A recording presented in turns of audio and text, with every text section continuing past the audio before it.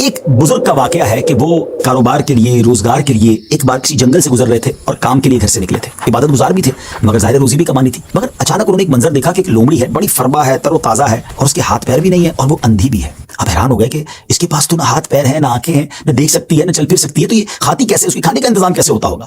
اسی شش و پنج میں تھے, آپ بیٹھ گئے. اچانک آپ نے دیکھا کہ زمین شک ہوئی اور دو پیالے نکلے, ایک شہد کا اور ایک دودھ کا.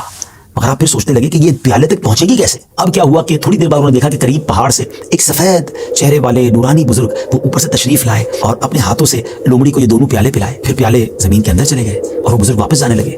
تو یہ جو عبادت گزار شخص تھے, بزرگ تھے, یہ دوڑے اور جا کر ان کا دامن تھام لیا کہ حضور آپ تعارف تو کروائیں, آپ کون ہیں اور آپ کیوں یہ آئے تھے اس لومڑی کو یہ کھانا کھلانے. تو انہوں نے کہا کہ میں اللہ کے فرشتوں میں سے ایک فرشتہ ہوں, میری ایک ڈیوٹی ہے کہ میں صبح و شام یہاں پر آؤں اور اس لومڑی کو اپنے ہاتھوں سے جو غذا ہے وہ کھلاؤں. ان بزرگ کی تو جس کو کہنا کہ طبیعت ہی چینج ہو گئی کہ جو رب اس لومڑی کو اس حالت میں بھی روزانہ رزق دے سکتا ہے وہ تو مجھے بھی رزق دے گا, مجھے کیا ضرورت ہے کام کاج کے لیے تکلیف اٹھانے کی. آپ جنگل میں چلے گئے اور اللہ کی عبادت مصروف ہو گئے. کئی دن عبادت کی, 7 دن ہو گئے مگر کچھ کھانے کو نہ ملا. بھوک سے برا حال ہو گیا. اللہ کی بارگاہ میں فریاد کی, میرے مالک مجھے بھی تو کوئی لقمہ غذا عطا فرما, اب بھوک برداشت کرنے کی طاقت نہیں ہے, یا میری روح قبض کر لے. اللہ کی طرف سے یہ ارشاد ہوا, یہ پیغام ملا کہ اے میرے بندے اپنے ہاتھ سے کماؤ, کسب حلال کرنا ہے, کوشش کرنی ہے, خود بھی کماؤ اور محتاجوں کو بھی کھلاؤ. جب اللہ کریم کی طرف سے یہ حکم ملا تو پھر بزرگ نے کیا کیا, پہاڑ سے اتر گئے اور پھر اب طلب معاش میں اپنے کام میں لگ گئے, کمانے لگے. آدھا خود کھاتے, آدھا محتاجوں میں تقسیم کرتے. اس واقعے سے سیکھنے کو یہ ملا کہ یہ دنیا عالم اسباب ہے.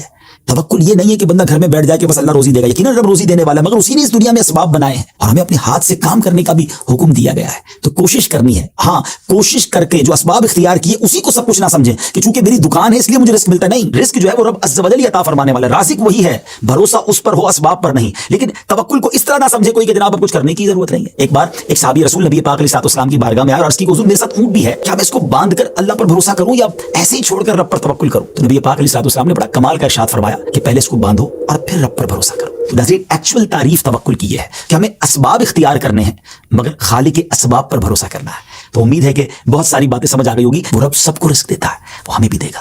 اللہ کی قدرت پر یقین رکھیں, اس پر بھروسہ رکھیں اور اس کی بارگاہ میں دعا کرتے رہیں. حرام کے قریب نہ جائیے.